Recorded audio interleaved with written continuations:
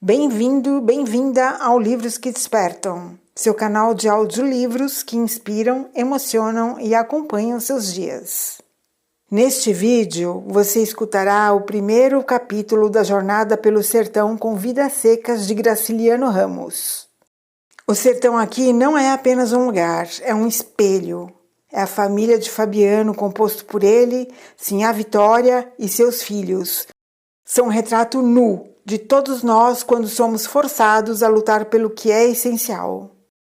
Vidas Secas fala de resistência, de falta, de caminhos difíceis e muitas dessas experiências continuam presentes na vida de muitas pessoas.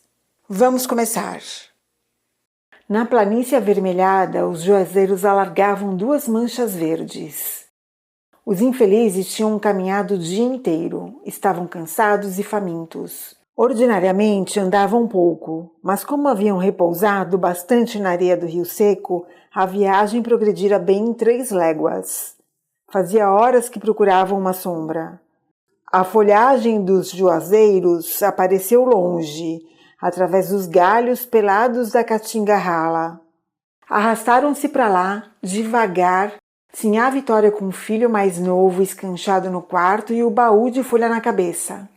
Fabiano sombrio, cambaio, o aió a tiracolo, a cuia pendurada numa correia presa ao cinturão, a espingarda de pederneira no ombro. O menino mais velho e a cachorra-baleia iam atrás. Os juazeiros aproximaram-se, recuaram, sumiram-se. O menino mais velho pôs-se a chorar, sentou-se no chão. "Anda, condenado do diabo!" gritou-lhe o pai. Não obtendo resultado, fustigou-o com bainha de faca de ponta, mas o pequeno esperneou acuado, depois sossegou. Deitou-se, fechou os olhos. Fabiano ainda lhe deu algumas pancadas e esperou que ele se levantasse. Como isto não acontecesse, espiou os 4 cantos, zangado, praguejando baixo. A caatinga estendia-se, de um vermelho indeciso salpicado de manchas brancas que eram ossadas. O vôo negro dos urubus fazia círculos altos em redor dos bichos moribundos. "Anda, excomungado!" O pirralho não se mexeu e Fabiano desejou matá-lo. Tinha o coração grosso, queria responsabilizar alguém pela sua desgraça. A seca parecia-lhe como um fato necessário e a obstinação da criança irritava-o. Certamente esse obstáculo miúdo não era culpado, mas dificultava a marcha e o vaqueiro precisava chegar, não sabia onde. Tinham deixado os caminhos cheios de espinho e seixos. Fazia horas que pisavam à margem do rio, a lama seca e rachada que escaldava os pés. Pelo espírito atribulado do sertanejo passou a ideia de abandonar o filho naquele descampado. Pensou nos urubus, nas ossadas, coçou a barba ruiva e suja e, resoluto, examinou os arredores. Sinhá Vitória estirou o beiço indicando vagamente uma direção e afirmou com alguns sons guturais que estavam perto. Fabiano meteu a faca na bainha, guardou no cinturão, acocorou-se, pegou no pulso do menino que se encolhia, os joelhos encostados no estômago, frio como um defunto. Aí a cólera desapareceu e Fabiano teve pena. Impossível abandonar um anjinho aos bichos do mato. Entregou a espingarda a Sinhá Vitória, pôs o filho no cangote, levantou-se e agarrou os bracinhos que lhe caíam sobre o peito, moles, finos como gambitos. Sinhá Vitória aprovou esse arranjo, lançou de novo a interjeição gutural, designou os juazeiros invisíveis. E a viagem prosseguiu, mais lenta, mais arrastada, num silêncio grande. Ausente do companheiro, a cachorra-baleia tomou frente do grupo. Arqueada, as costelas à mostras, corria ofegando, a língua fora da boca. E de quando em quando se detinha, esperando as pessoas que se retardavam.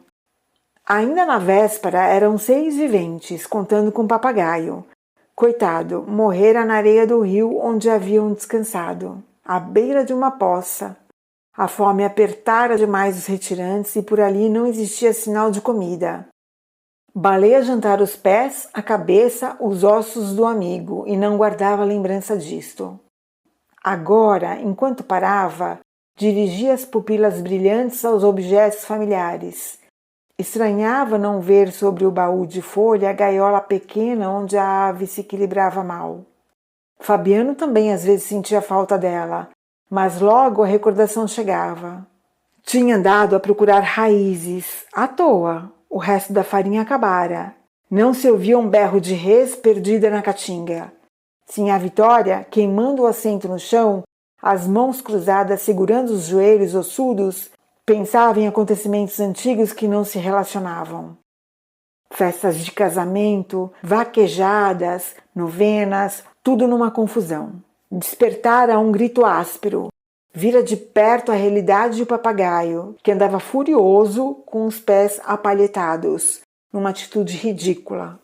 Resolveram de supetão aproveitá-lo como alimento. E justificara-se declarando a si mesmo que ele era mudo e inútil. Não podia deixar de ser mudo. Ordinariamente, a família falava pouco, e depois daquele desastre viviam todos calados. Raramente soltavam palavras curtas. O louro aboiava, tangendo um gado inexistente, e latia remendando a cachorra. As manchas dos juazeiros tornaram a aparecer. Fabiano aligeirou o passo, aqueceu a fome, a canseira e os ferimentos. As alpercatas dele estavam gastas nos saltos e a embira tinha-lhe aberto entre os dedos rachaduras muito dolorosas. Os calcanhares, duros como cascos, gretavam e sangravam. Num cotovelo do caminho avistou um canto de cerca. Encheu a esperança de achar comida. Sentiu desejo de cantar. A voz saiu-lhe rouca, medonha, calou-se para não estragar força. Deixaram a margem do rio, acompanharam a cerca, subiram uma ladeira, chegaram aos juazeiros. Fazia tempo que não viam sombra. Sinhá Vitória acomodou os filhos, que arriaram como trouxas, cobriu-os com molambos. O menino mais velho, passada a vertigem que o derrubara, encolhido sobre folhas secas, a cabeça encostada numa raiz, adormecia, acordava. E quando abria os olhos, distinguia vagamente um monte próximo, algumas pedras, um carro de bois. A cachorra-baleia foi enroscar-se junto dele. Estavam no pátio de uma fazenda sem vida. O curral deserto, o chiqueiro das cabras arruinado e também deserto. A casa do vaqueiro fechada. Tudo anunciava abandono. Certamente o gado se finara e os moradores tinham fugido. Fabiano procurou em vão perceber um toque de chocalho. Avizinhou-se da casa, bateu, tentou forçar a porta. Encontrando resistência, penetrou num cercadinho cheio de plantas mortas, rodeou a tapera, alcançou o terreiro do fundo, viu um barreiro vazio, um bosque de catingueiras murchas, um pé de turco e um prolongamento da cerca do curral. Trepou no mourão do canto, examinou a caatinga, onde avultavam as ossadas e o negrume dos urubus. Desceu, empurrou a porta da cozinha, voltou desanimado. Ficou um instante no copiar, fazendo intenção de hospedar ali a família. Mas chegando aos juazeiros, encontrou os meninos adormecidos e não quis acordá-los.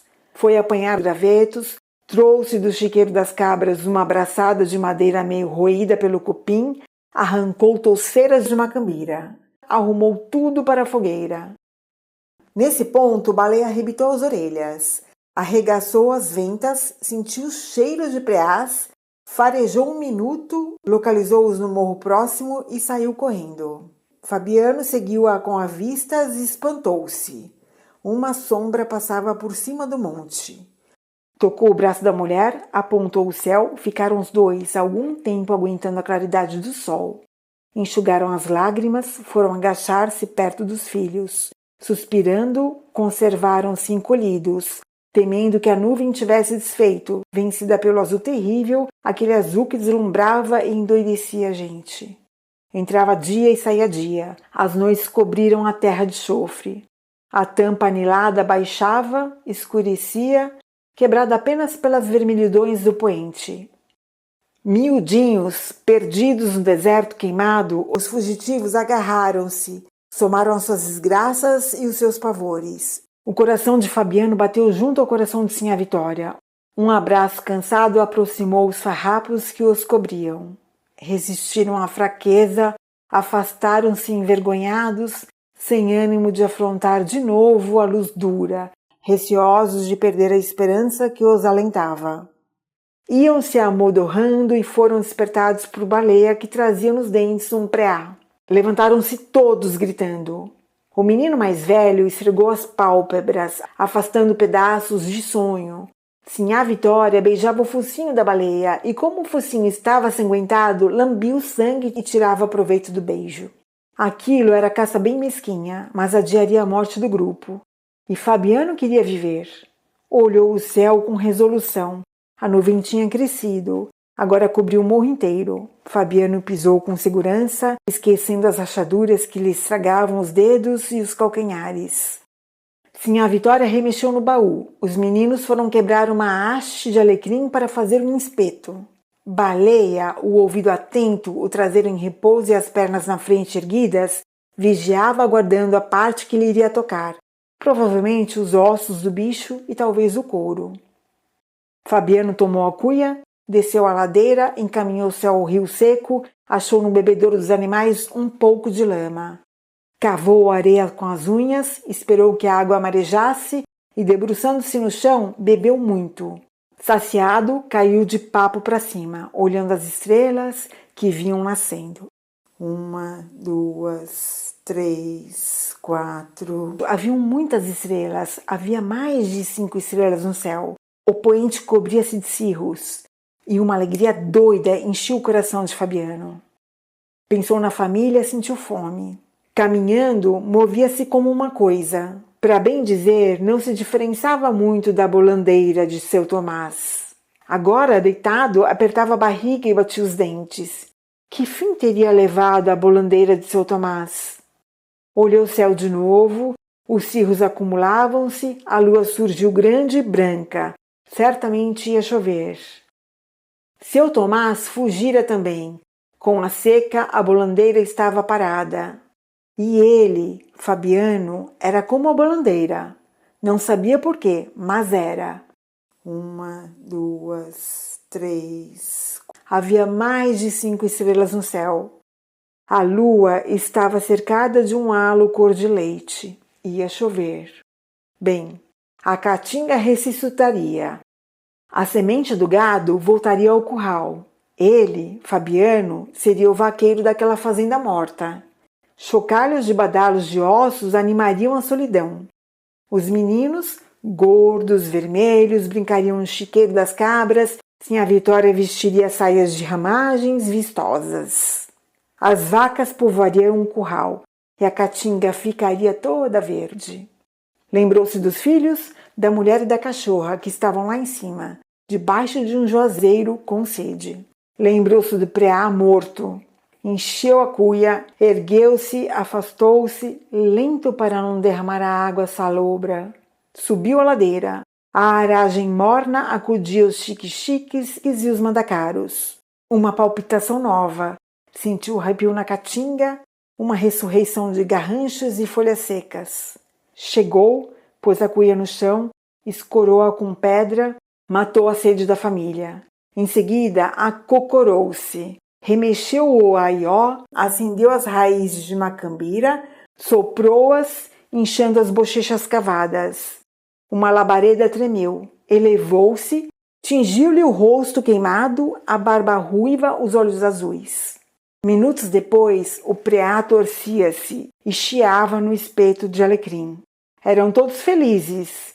Sinhá Vitória vestiria uma saia larga de ramagens. A cara murcha de Sinhá Vitória remoçaria. As nádegas bambas de Sinhá Vitória engrossariam. A roupa encarnada de Sinhá Vitória provocaria inveja das outras caboclas. A lua crescia. A sombra leitosa crescia. As estrelas foram esmorecendo naquela brancura que enchia a noite. 1, 2, 3... Agora havia poucas estrelas no céu. Ali perto, a nuvem escurecia o morro. A fazenda renasceria. E ele, Fabiano, seria o vaqueiro para benzer, seria dono daquele mundo. Os troços minguados ajuntavam-se no chão, a espingarda de pederneira, o aió, a cuia de água e o baú de folha pintada. A fogueira estalava, o preá chiava em cima das brasas. Uma ressurreição. As cores da saúde voltariam à cara triste da Sinhá Vitória. Os meninos se espojariam na terra fofa do chiqueiro das cabras. Chocalhos tilintariam pelos arredores. A caatinga ficaria verde. Baleia agitava o rabo olhando as brasas e, como não podia ocupar-se daquelas coisas, esperava com paciência a hora de mastigar os ossos. Depois iria dormir. Aqui encerramos o primeiro capítulo dessa jornada. As sementes da história foram lançadas e o destino dos nossos personagens começa a se desenhar.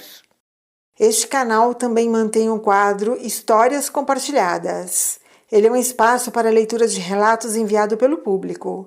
Se você deseja compartilhar uma história, um relato, uma emoção, uma experiência de vida, pode enviar o texto para o e-mail que está na descrição.